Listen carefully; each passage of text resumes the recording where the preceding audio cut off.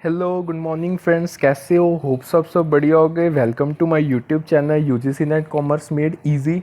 यहाँ पे आपको जनरल पेपर 1 और पेपर 2 कॉमर्स का कंप्लीट सिलेबस करवाया जा रहा है। फ्री बैच ऑलरेडी स्टार्ट हो चुका है दिसंबर 2023 के लिए। यहाँ पे आपको दोनों पेपर्स का कंप्लीट सिलेबस करवाया जाएगा, यूनिट 1 से लेकर 10 तक। ऑलरेडी आपको ये चीज़ पता है। Free of cost daily basis पे स्ट्रक्चर्ड वे में क्लासेस कंडक्ट की जाती हैं। पीडीएफ नोट्स आपको दोनों इंग्लिश और हिंदी लैंग्वेज में प्रोवाइड किए जाते हैं। जस्ट आपको करना क्या है, आप एक तो आपको इसमें प्रीवियस ईयर क्वेश्चंस भी करवाए जाएंगे, मॉक टेस्ट भी करवाया जाएगा। पीडीएफ के लिए आप टेलीग्राम चैनल ज्वाइन कर लो। अप्रॉक्स 80+ मेंबर्स हो चुके हैं हमारे यहाँ पे। क्लासेस जो आपको डेली क्लासेस जो स्ट्रक्चर वे में कंडक्ट की जाते हैं वो आपको यूट्यूब चैनल पे मिल जाएंगी। सो दोनों चैनल्स को सब्सक्राइब, लाइक और शेयर कर दो। सो देखो, हमने अपने यूनिट 1, आज हमारे यहाँ पेपर 1 की क्लास है, आपको पता ही है। देखो, हमने अपना पेपर 1 का सिलेबस कम स्टार्ट किया हुआ था। आज हम करने जा रहे हैं हम कर रहे थे इवैल्यूएशन सिस्टम। हमने लास्ट सेशन में देखा था एलिमेंट्स और टाइप्स इवैल्यूएशन की। आज हम करेंगे evaluation in choice based credit system in higher education, computer based testing और इनोवेशंस क्या हुई थी इवैल्यूएशन सिस्टम में। सो आज ये सारे टॉपिक्स हम कंप्लीट करेंगे। बिना टाइम वेस्ट किए डायरेक्टली हम शिफ्ट होते हैं जहाँ से हमने स्टार्ट करना है। So it is around page number 40। हाँ, ये इवैल्यूएशन सिस्टम्स हमने कर लिए थे। सो यहाँ से करना है, हमने कर लिया evaluation in choice based credit system CBCS in higher education. क्या होता है? देखो देखो, जो ये CBCS है ना, ये आपका चॉइस बेस्ड क्रेडिट सिस्टम है ना, ये एक ऐसा एजुकेशनल फ्रेमवर्क है, यानी जो आपको अलाउ करता है स्टूडेंट्स को कि वो अपने पसंदीदा जो उनके इंटरेस्ट के हैं वो कोर्सेज को चूज कर सके। वाइड रेंज ऑफ इलेक्टिव और cumulative credit towards a degree. Simple way में समझाता हूँ, ध्यान से समझो। देखो, जो ये आपका CBCS यानी जो चॉइस बेस्ड क्रेडिट सिस्टम है ना, ये सिंपली एक ऐसा फ्रेमवर्क है, यानी ये इतना कॉम्प्रिहेंसिव चीज़ है, यानी एक इसने गाइडलाइन प्रोवाइड की हुई है कि स्टूडेंट्स, यानी जितने भी स्टूडेंट्स हैं जो सीखना चाहते हैं, जो अपनी एजुकेशन को करना चाहते हैं, उनके पास जितनी भी इस फ्रेमवर्क के अंदर इलेक्टिव सब्जेक्ट्स की ऑप्शंस हैं, जितने भी डिफरेंट डिसिप्लिन्स की ऑप्शंस हैं, वो अपने कोर्सेज को अपने इंटरेस्ट के अकॉर्डिंग चूज कर सकते हैं। यानी उनके हाथ में है कि उन्होंने किस स्ट्रीम में जाना है। यानी जो कोर्स को वो चूज करेंगे, यानी वो जब वो पर्टिकुलर क्लासेस को वो स्टार्ट कर देंगे, जब वो कोर्स को स्टार्ट कर देंगे, तो जो उनके क्रेडिट्स मिलेंगे ना, वो अकमुलेट होते जाएंगे इस सिस्टम के अकॉर्डिंग। यानी जब जितने क्रेडिट्स की रिक्वायरमेंट है, जितने मार्क्स की रिक्वायरमेंट, जब वो अकमुलेट हो गए, तो वो उनके लिए एक डिग्री मिल जाएगी उसको, यानी वो डिग्री अचीवमेंट की तरफ लेके जाएंगे। अगर मैं आपको CBCS के कॉन्टेक्स्ट में बताऊं, तो ये वो इवैल्यूएशन सिस्टम है जिनको डिजाइन किया गया है कि ये अलाइन करे with principles of choice, flexibility and continuous assessment. ये 3 पॉइंट बड़े मेजर इंपॉर्टेंस के हैं। देखो, उन्होंने पहले कहा कि प्रिंसिपल्स ऑफ चॉइस, यानी स्टूडेंट को पूरी फ्लेक्सिबिलिटी मिलनी चाहिए, यानी उसके पास चॉइस की ऑप्शन होनी चाहिए। देखो, अर्लियर जो आपके एजुकेशन सिस्टम थे ना, इवैल्यूएशन सिस्टम है, वहां पे आपको मतलब कंफर्म सब्जेक्ट्स थे, कंफर्म डिसिप्लिन थे, आपको इनको चूज करना पड़ता था, आपके पास ऑप्शन नहीं मिलती थी।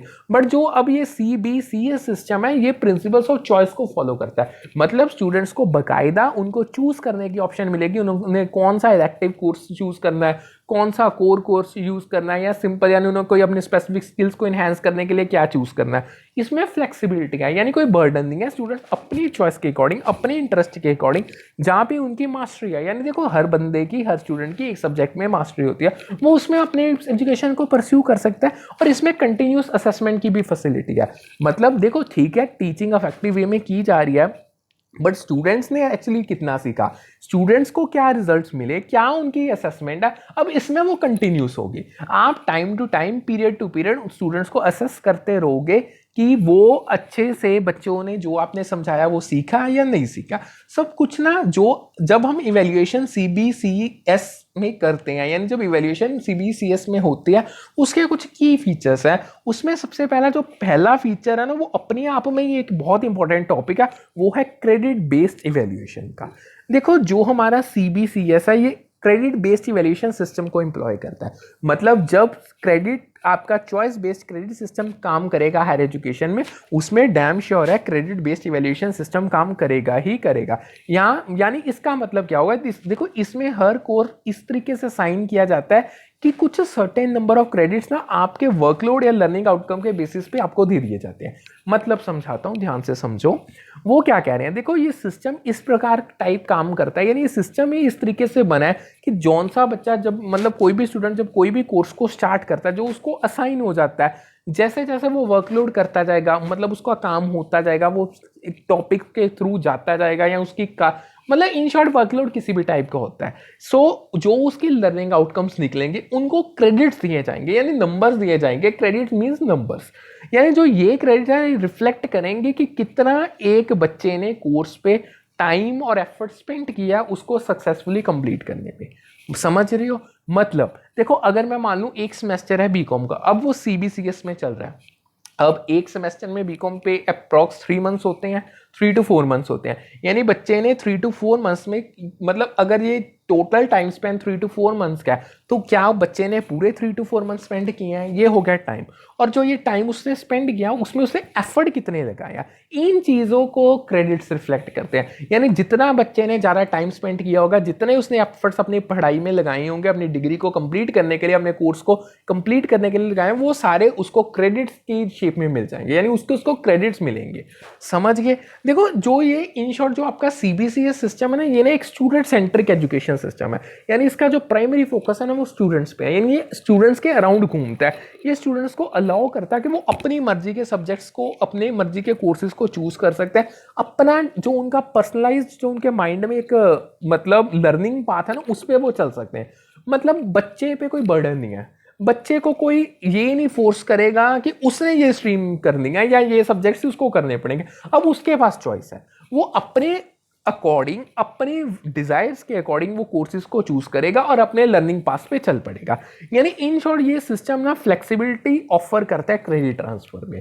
यानी क्रेडिट्स, अब देखो क्रेडिट्स तो आपको मिल गया, आपने टाइम स्पेंड किया कोर्स पे, आपने एफर्ट्स डाले, आपको क्रेडिट्स मिल गए, उनको आप ट्रांसफर भी कर सकते हो। इसका मतलब ये हुआ कि स्टूडेंट्स एक इंस्टीट्यूशन से दूसरे इंस्टीट्यूशन में भी शिफ्ट कर सकते हैं बिना क्रेडिट्स को लूज किए हुए। मतलब समझो, फॉर एग्जाम्पल अगर एक बच्चा बीकॉम एक इंस्टीट्यूट से करा, बीकॉम के 3 साल होते हैं, 3 सालों में 6 सेमेस्टर होंगे। एक बच्चे ने मान लो एक इंस्टीट्यूशन में 2 सेमेस्टर लगा लिया, उसको उस 2 सेमेस्टर्स के क्रेडिट्स मिल जाएंगे, जितना उसने टाइम लगाया, कितना होता है कोर्स पे मतलब काम किया। ये देखो इस एग्जाम्पल में स्टिक मत करना, ये एक सिंपल एग्जाम्पल है। इन शॉर्ट अगर मैं आपको ये डिटेल में बताऊं तो देखो जो आपका क्रेडिट ट्रांसफर, हम बीकॉम के एग्जांपल कर रहे थे, देखो इस पे स्टिक मत होना, ये एक एग्जांपल है। अब अभी ये सिस्टम अभी इतना फ्लोरिश नहीं हुआ, बट मैं आपको एक्सप्लेन करता हूँ। देखो आपने बीकॉम के फर्स्ट ईयर में एक कॉलेज में लगाया, उसमें 2 सेमेस्टर है, यानी आपको 2 सेमेस्टर के क्रेडिट्स मिल गए। अब आप कॉलेज चेंज करना चाहते हो, या आपके मतलब कोई भी रीजंस कारण, आपके फैमिली रीजन का ना आपको एक स्टेट को चेंज करना पड़ा है या डिस्ट्रिक्ट को चेंज करना पड़ रहा है। चलो हम पहले डिस्ट्रिक्ट समझते हैं, स्टेट एक को डिस्ट्रिक्ट चेंज करते हैं। सो आप एक ही स्टेट में दूसरी डिस्ट्रिक्ट में शिफ्ट हो गए, अब आप सेकेंड कॉलेज में एडमिशन लेना चाहते हो, तो जो आपने 1 साल किसी जहाँ पे किया ना वो वेस्ट नहीं होगा, आपको वो क्रेडिट्स आपके साथ आके कंटिन्यू करेंगे, आप अपनी स्टडी सेकंड से ही स्टार्ट करोगे। ठीक है, ये आपको फ्लेक्सिबिलिटी मिलती है सीबीसीएस पे। अब जो आपका ये सीबीसीएस है ना, इसका मेन काम क्या है, ये ना प्रमोट करता है इंटरडिसिप्लिनरी स्टडीज। यानी इन शॉर्ट आपको एक डिसिप्लिन, आपको एक ही डिसिप्लिन के पर्टिकुलर सब्जेक्ट्स पे स्टिक होने की अब जरूरत नहीं है। आप अपनी चॉइस के सब्जेक्ट, चाहे वो किसी भी डिसिप्लिन से हो, जो आपको इंटरेस्ट दे रही है, जो आपकी मास्टरी, आपकी स्किल्स को अच्छा आपको लग रहा है, मतलब आप उनको अच्छे से कर पाओगे, वो चीज़ को ये प्रमोट करेगा। इसका क्या मतलब होगा, स्टूडेंट्स एक टाइम पे स्टडी कर सकते हैं डिफरेंट कोर्सेज को जो अलग अलग डिसिप्लिन से आते हैं। कहने का मतलब कॉमर्स का बच्चा कोई आर्ट्स का सब्जेक्ट साथ कर सकता है, आर्ट्स का बच्चा कोई कॉमर्स का सब्जेक्ट कर सकता है, या कॉमर्स का बच्चा कोई साइंस का कर सकता है। ये होती है different courses from interdisciplinary disciplines, यानी इंटरडिसिप्लिनरी स्टडीज होगी, यानी जो आपके डिफरेंट डिसिप्लिन्स हैं उनमें से आप कौन सा मर्जी कोर्स को स्टडी कर सकते हो। समझ आ गया? कुछ एडवांटेजेस है सीबीसीएस की, उनको करते हैं। देखो सबसे पहला तो ये सिस्टम के आने से क्या है, एक ना फोकस शिफ्ट हो गया। यानी अब जो चीज़ है ना वो टीचर सेंट्रिक से स्टूडेंट सेंट्रिक एजुकेशन पे चली गई, ये पहला पॉइंट है। यानी फोकस अब टीचर से लेके स्टूडेंट्स पे शिफ्ट हो गया, क्योंकि जो ये सिस्टम है, जो आपका सीबीसीएस का सिस्टम है, स्टूडेंट्स को फ्लेक्सिबिलिटी देता है कि वो चूज कर सकते हैं जितने भी उनके पास wide range of courses available है, और इंटरडिसिप्लिनरी स्टडीज है उसके लिए ऑप्ट कर सकते हैं। मतलब वैसे तो मैं आपको ऑलरेडी डिटेल में बता चुका हूँ, सिंपल वे में स्टूडेंट को जो सब्जेक्ट अच्छा लगता है, जो कोर्स अच्छा लगता है, कौन से डिसिप्लिन से अच्छा लगता है, उसके पास पूरी फ्लेक्सिबिलिटी है, वो उसको चूज कर सकता है। ठीक है, ये सबसे पहली एडवांटेज है। तो जब ये चीज़ हुई ना, ये अलाउ करते हैं कि जो एजुकेशन है ना उसको अलाइन किया जा सके इंटरेस्ट और करियर एस्पिरेशंस। यानी देखो अब करियर और जो देखो करियर एस्पिरेशंस अब टीचर की तो होंगी नहीं, वो स्टूडेंट की होगी, क्योंकि स्टूडेंट ने एजुकेशन को ग्रैब करना है, उसने कोर्सेज को पूरा करना है, उसने कोर्सेज को कंप्लीट करना है, टीचर ने तो नहीं करना। यानी अब जो ये फ्लेक्सिबिलिटी मिल रही है ना इंटरेस्ट और करियर एस्पिरेशन में, अब ये स्टूडेंट्स को मिलेगी।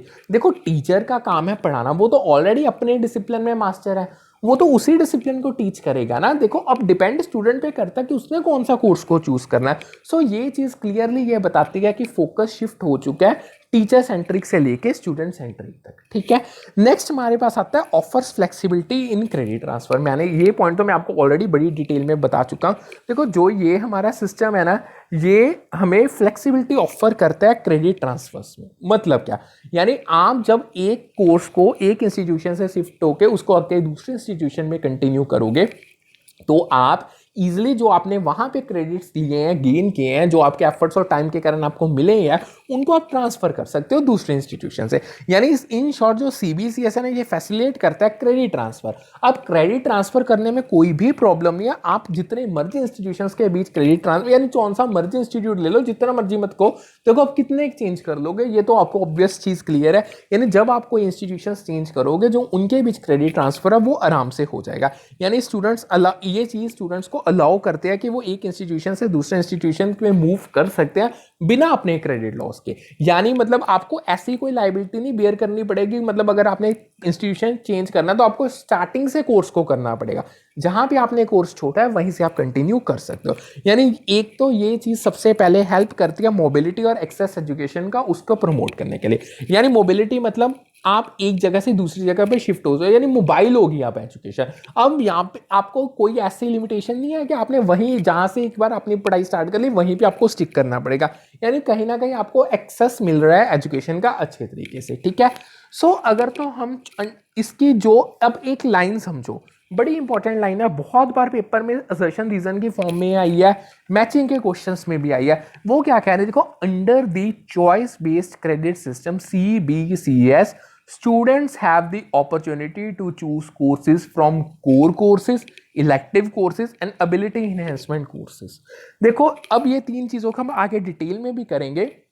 देखो जब अगर कोई student choice based credit system के अंदर चल रहा है, यानी वो CBCS के अंदर चल रहा है, तो स्टूडेंट के पास पूरी एक अपॉर्चुनिटी है, यानी उसके पास पूरी एक ऑप्शन अवेलेबल है, वो अपनी मर्जी के अनुसार चूज कर सकता है कोर्सेज को, चाहे वो कोर कोर्सेज हो, चाहे इलेक्टिव कोर्सेज हो, चाहे एबिलिटी एनहांसमेंट कोर्सेज हो।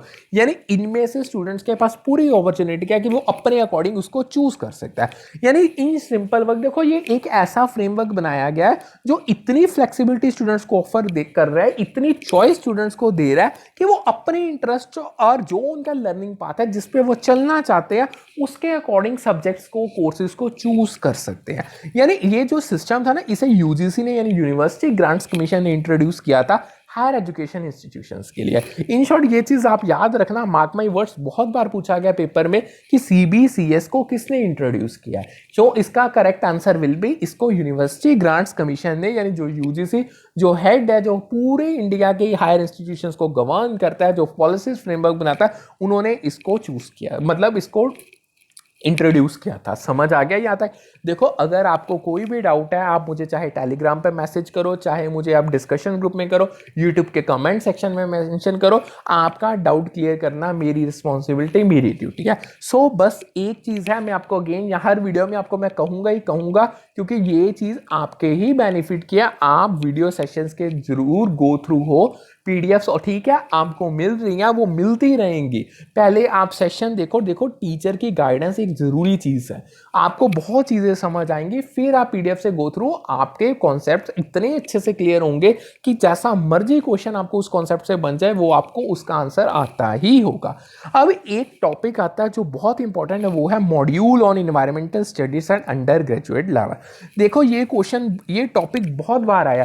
देखो उन्होंने, जब आप यूजी लेवल मतलब अंडर ग्रेजुएट लेवल पे इन्वायरमेंटल स्टडीज का मॉड्यूल, ये क्या चीज़ थी? देखो एक हमारा honourable supreme court of India ने ऑर्डर पास किया था, जो यूजीसी को यानी यूनिवर्सिटी ग्रांट्स कमीशन को ये मतलब ये कह रहा था कि उनको एक इंट्रोड्यूस करना पड़ेगा इन्वायरमेंटल स्टडीज का मॉड्यूल अंडर ग्रेजुएट लेवल पे, और उन्होंने किया भी है। यानी अगर आप अंडर ग्रेजुएट लेवल पे हो तो आपको इन्वायरमेंटल स्टडीज का मॉड्यूल करना ही पड़ेगा।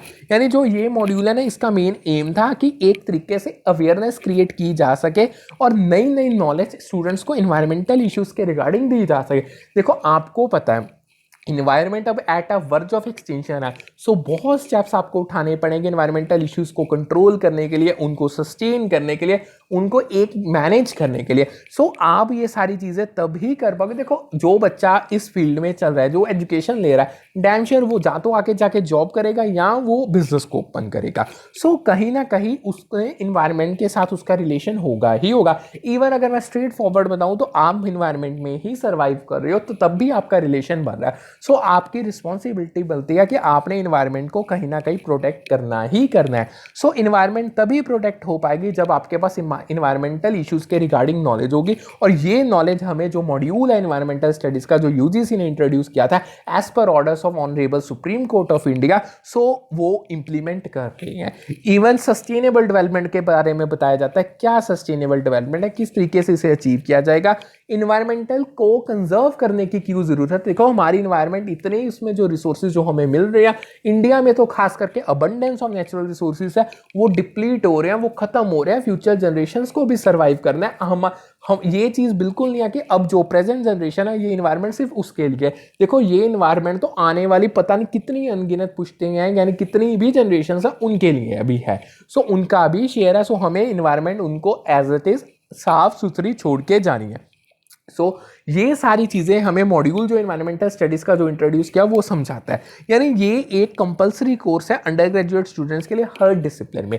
चाहे आप अंडर ग्रेजुएट लेवल पे जौन से मर्जी स्ट्रीम में चल जाओ, चाहे कॉमर्स हो, चाहे साइंस हो, चाहे आर्ट्स हो, या आर्ट्स को हम ह्यूमैनिटीज़ भी कह सकते हैं, कौन सी मर्जी डिसिप्लिन हो, कौन सा मर्जी सब्जेक्ट हो, फील्ड हो, उसमें आपको इन्वायरमेंटल स्टडीज़ को यानी ये मॉड्यूल को स्टडी करना ही पड़ेगा। ये अंडर ग्रेजुएट स्टूडेंट्स के लिए कंपलसरी चीज़ है, समझ गए। देखो मैंने आपको स्टार्टिंग में बताया था कि आपके पास सीबीसीएस के अंदर स्टूडेंट के पास अपॉर्चुनिटी है कि वो चूज़ कर सकते हैं कोर कोर्सेज, सिलेक्टिव कोर्सेज और एबिलिटी इन्हेंसमेंट कोर्सेज को। यानी अब इसको देखते हैं ये कोर्सेज हैं क्या। देखो ठीक है, उन्होंने स्टूडेंट्स को ऑप्शन तो प्रोवाइड करती है कि वो वैरायटी ऑफ कोर्सेज से चूज़ कर सकते हैं अपने इंटरेस्ट और अपने एप्टीट्यूड के अकॉर्डिंग। यानी क्या उनकी डिज़ायर है, क्या उनके दिमाग में, क्या उनकी इच्छा है कि उन्होंने ये चीज़ करनी है, क्या उनका एप्टीट्यूड है, उसको नजरिया क्या उसको देखने का। सो इसमें सबसे पहले आते हैं कोर कोर्सेज। देखो कोर कोर्सेज मैंडेटरी कोर्सेज होते हैं जो किसी भी पर्टिकुलर डिसिप्लिन और प्रोग्राम की फाउंडेशन बनाते हैं। यानी अगर आप कॉमर्स करोगे, कॉमर्स में अकाउंट्स तो होगा ही होगा, यानी अकाउंट्स एक कोर कोर्स है, वो इसकी नींव है, वो उसकी फाउंडेशन है। जैसे घर की एक नींव होती है ना, उस नींव पे घर पूरा बनाया जाता है, बिल्डिंग फ्रेम की जाती है। सेम तरीके से किसी भी डिसिप्लिन का कोर कोर्स उसका मैंडेटरी कोर्स होगा जो तो आपको करना ही पड़ेगा। यानी अगर आप साइंस स्ट्रीम में जा रहे हो, अगर आप एमबीबीएस कर रहे हो, तो उसमें अगर आपने ह्यूमन को ही नहीं स्टडी किया, बायोलॉजी नहीं स्टडी की, तो क्या किया। ठीक है। सो ये सारी चीज़ें, जैसे कुछ ऐसे कोर्सेज होते हैं जो एक किसी पर्टिकुलर डिसिप्लिन और प्रोग्राम की फाउंडेशन होते हैं, उनको हम मैंडेटरी कोर्सेज को कोर कोर्सेज के नाम से जानते हैं। नेक्स्ट हमारे पास आते हैं इलेक्टिव कोर्सेज। देखो जो ये इलेक्टिव कोर्सेज होते हैं ये ऑप्शनल कोर्सेज होते हैं जो स्टूडेंट्स चूज कर सकते हैं अपनी प्रेफरेंस के अकॉर्डिंग। कोर कोर्सेज ऐसे कोर्सेज जो स्टूडेंट्स को करने ही पड़ेंगे, यानी वो तो मैंडेटरी है। अब इलेक्टिव कोर्सेज की स्टूडेंट्स के पास चॉइस होते हैं, यानी जो स्टूडेंट को इंटरेस्ट है, जो उसको अच्छा लग रहा है, जिस कोर्स को वो चूज करना चाहते हैं, अपनी जो प्रेफरेंस उनके माइंड में है, यानी जो उनका देखो ऑप्शन का मतलब यही है कि ये कोर्सेज अच्छे हैं उनके, यानी वो चूज करना चाहते हैं इनमें से। सो ये होते हैं इलेक्टिव कोर्सेज। मतलब इंटरेस्ट है उनका स्टूडेंट्स का। आप इंटरेस्ट इन द सेंस समझ लो कि मतलब अंदर मन से इच्छा हो रही मैंने ये चीज़ पढ़नी है।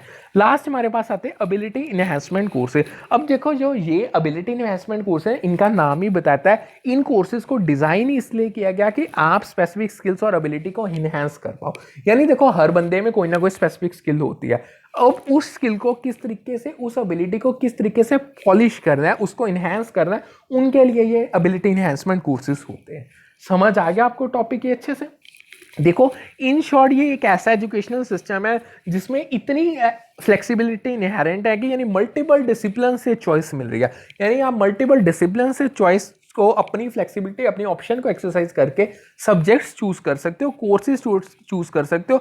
आपके कोर्सेज इंटरडिसिप्लिनरी बन जाएंगे, यानी एक डिसिप्लिन तक स्पेसिफिक नहीं लेंगे, वो अलग अलग डिसिप्लिन में भी उनको इंक्लूड करेंगे। ठीक है, ये डिफरेंट जितनी भी आपकी स्टडी की फील्ड्स है, जितने भी डिफरेंट फील्ड्स है उसको कंबाइन कर देगा। समझ के, यानी ये आपको अलाउ करता है कि जो आपके स्किल ओरिएंटेड पेपर्स है उनको आप इंक्लूड कर पाओगे। यानी जो स्किल ओरिएंटेड मतलब जो खास करके कोर्सेज या डिसिप्लिन जो स्किल्स के साथ रिलेटेड है, यानी जितने भी आपके स्किल ओरिएंटेड पेपर है उनके इंक्लूजन अब पॉसिबल है इस सिस्टम, इस एजुकेशन सिस्टम के थ्रू पर्टिकुलरली। यानी इसका फोकस ये है कि जो स्पेसिफिक प्रैक्टिकल स्किल्स है उनको डेवलप किया जा सके। देखो क्योंकि आज के टाइम पे अगर आपने प्रैक्टिकल स्किल्स नहीं डेवलप की, अकेला थ्योरी हर चीज़ नहीं बताती। अगर आपने आज के प्रेजेंट कॉम्पिटिटर में चाहे जॉब के थ्रू चाहे बिजनेस के थ्रू सर्वाइव करना है तो आपको कुछ ना कुछ प्रैक्टिकल स्किल्स चाहिए ही चाहिए। तो वो स्टूडेंट्स को अब ये मॉड्यूल यानी ये एजुकेशन सिस्टम प्रोवाइड करता है। ठीक है, अब एक टॉपिक आया था पेपर में जो हायर एजुकेशन का है, उन्होंने ये पूछा था आप ये बताओ under graduate degree with honours क्या होती है। यानी उन्होंने आपको ऑप्शंस दे दी थी पेपर में और कह रहे थे ऑप्शन में से चूज करके बताओ कि अगर एक होता नॉर्मल अंडर ग्रेजुएट डिग्री, एक होती है under graduate degree with honours, वो ऑनर्स वाली में क्या क्या चीजें हैं। देखो अगर तो आपने under graduate degree with honours लेनी है एक पर्टिकुलर डिसिप्लिन में, यानी अगर आपने कोई स्टूडेंट ने एक डिग्री को लेना है एक पर्टिकुलर डिसिप्लिन में, वो ऑनर्स की होनी चाहिए, तो उसको ना कुछ रिक्वायरमेंट्स को पूरा करना पड़ता है। वो रिक्वायरमेंट्स उन्होंने ऑप्शंस में पूछी थी। देखो वो ही बच्चा आंसर कर सकता है जिसको ये डिटेल में पता है। सो सबसे पहले तो ये थी कि 14 core papers in that discipline. देखो अगर किसी स्टूडेंट ने एक डिसिप्लिन में ऑनर्स की डिग्री को लेना है तो उसको 14 कोर पेपर स्पेसिफिक जो उस डिसिप्लिन का उनको कंप्लीट करना पड़ेगा, उनको देना पड़ेगा। कोर डिसिप्लिन मतलब कि मैंडेटरी है, ये तो करने ही पड़ेंगे। इसमें टोटल जैसे मान लो अगर बीकॉम है, बीकॉम ऑनर्स कर रहे हो या बीए ऑनर्स कर रहे हो, देखो हर स्ट्रीम में ऑनर्स होती ही होती है। सो अगर मैं आपको बीकॉम की एग्जांपल दूं तो उसमें मान के चलो 6 into 6 36 पेपर्स तो मिनिमम होंगे ही होंगे, उससे ऊपर ही जाएंगे। सो जो उसके कोर पेपर्स हैं वो 14 उनको देने ही पड़ेंगे अगर उन्हें ऑनर्स की डिग्री को लेना है।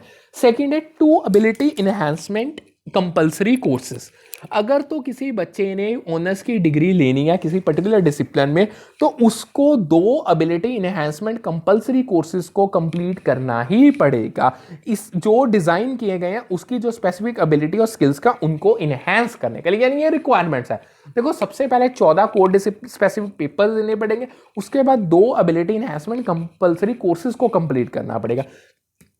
नेक्स्ट आता है तीसरा मिनिमम 2 स्किल इनहेंसमेंट कोर्सेज। यानी अगर ऑनर्स की डिग्री लेनी है तो स्टूडेंट को कंप्लीट करने पड़ेंगे मिनिमम 2 स्किल इनहेंसमेंट कोर्सेज।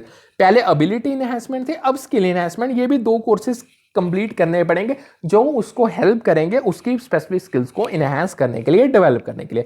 इसमें चौथी मेन कंडीशन आती है 4 papers each from a list of discipline specific elective and generic elective papers. यानी स्टूडेंट्स को चूज करना पड़ेगा और 4 पेपर्स को कंप्लीट करना पड़ेगा जो उसको डिसिप्लिन स्पेसिफिक लिस्ट मिल रही है इलेक्टिव पेपर्स ही उनमें से। यानी अब ये रिलेटेड डिसिप्लिन के साथ ही होंगे बट ये चॉइस वाले हैं, सो ये इलेक्टिव की काइंड के होंगे।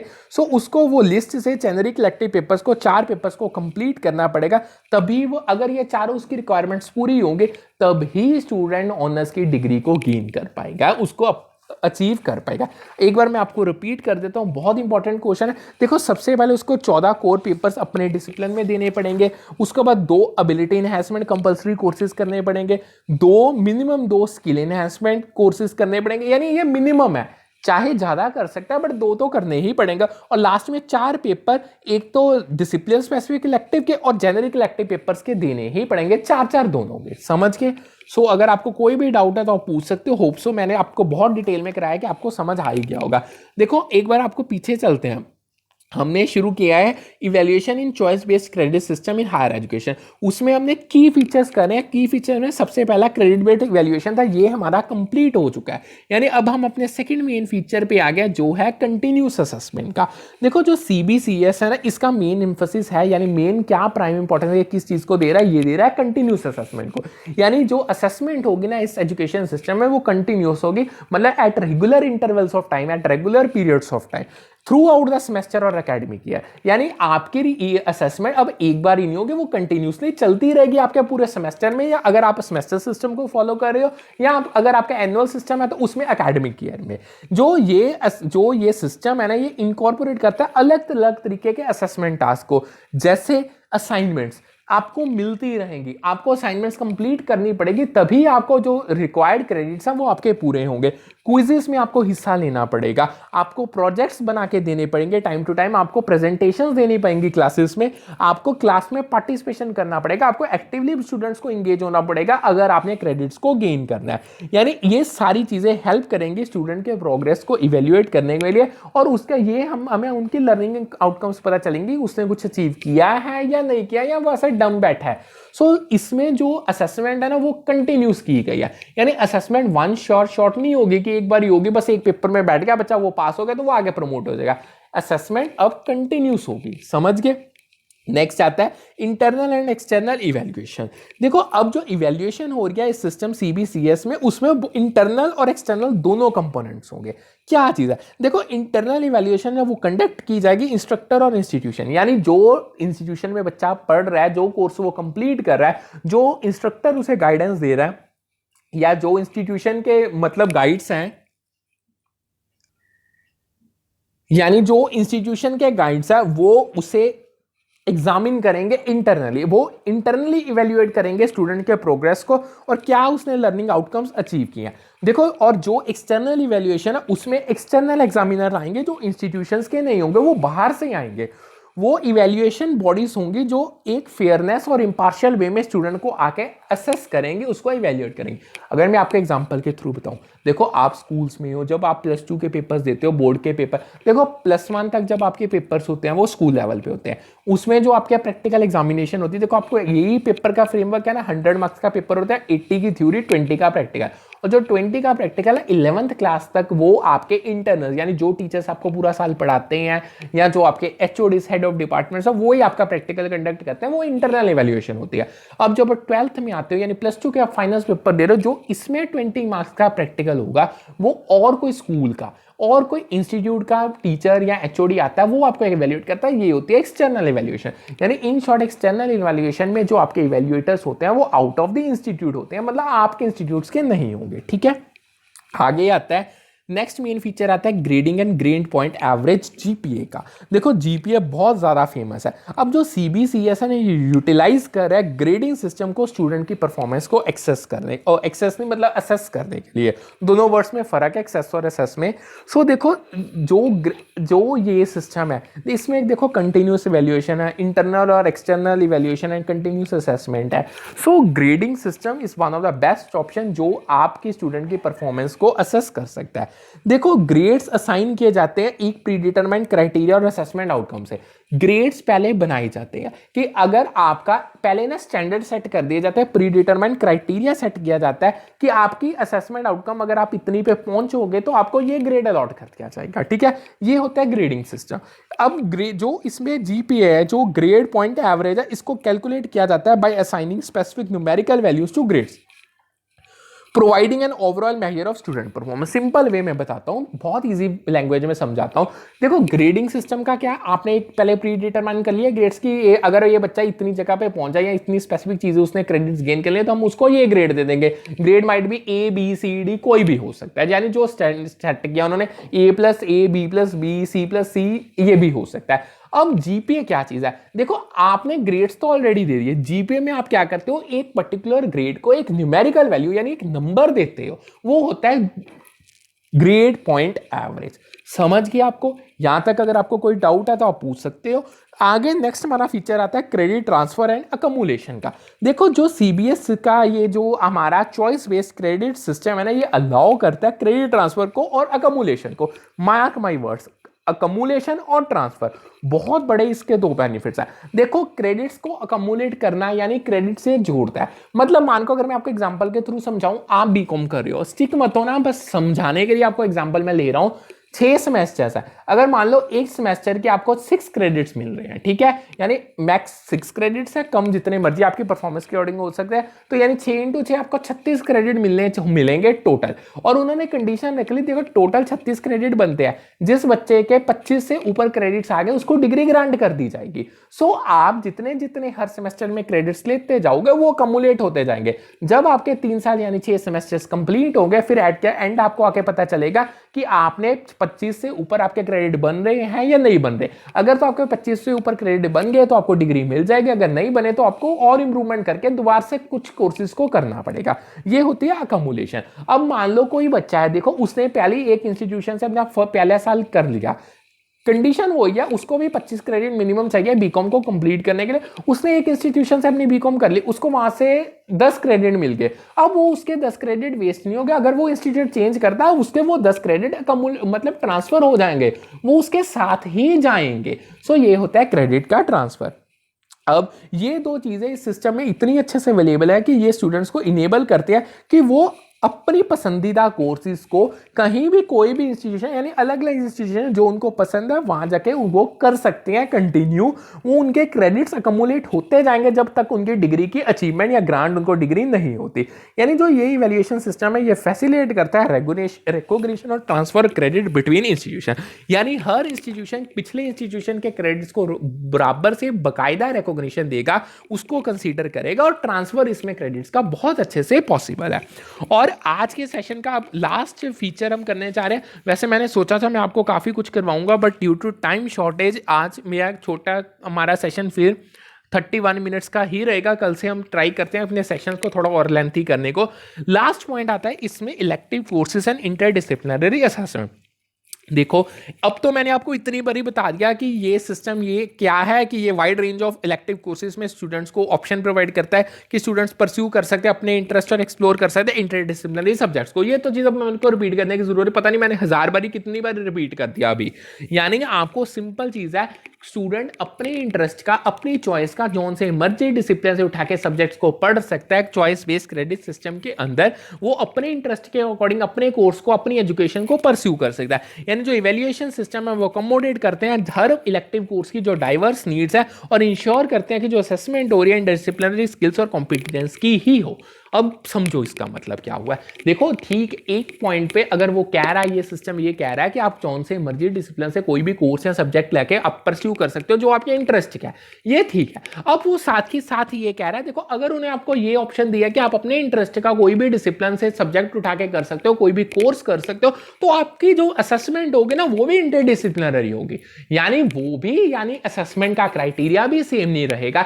असेसमेंट का क्राइटेरिया सब्जेक्ट टू सब्जेक्ट होगा, उस सब्जेक्ट की असेसमेंट कैसे होनी, यानी इन शॉर्ट जो असेसमेंट है वो भी आपकी इंटरडिसिप्लिनरी स्किल्स की होगी। क्योंकि आपने अगर सब्जेक्ट्स करने के लिए इंटरडिसिप्लिनरी चूज किए हैं यानी अलग अलग डिसिप्लिन को कंबाइन इंटीग्रेट करके लिए हैं, तो असेसमेंट भी सेम पैटर्न में कंबाइन होगी, इंटीग्रेट होगी।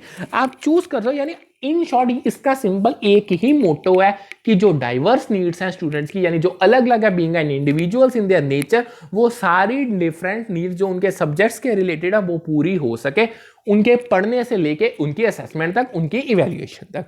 सो यहाँ पे हमारा टॉपिक कंप्लीट होता है। होप सो आपको अच्छे से समझ आ गया होगा। अगर आपको कोई डाउट है मुझे टेलीग्राम पे मैसेज करो, मुझे डिस्कशन ग्रुप पे मैसेज करो, यूट्यूब के कमेंट सेक्शन में प्रोवाइड करो, आपका डाउट क्लियर होगा ही होगा। फ्री क्लासेस कंडक्ट की जा रही हैं पेपर 1 की और पेपर 2 कॉमर्स की, अल्टरनेट डेज पे क्लासेस चल रही है। एक दिन पेपर 1 की चल रही है, एक दिन पेपर 2 की चल रही है। आज हमारी पेपर 1 की टीचिंग की क्लास है।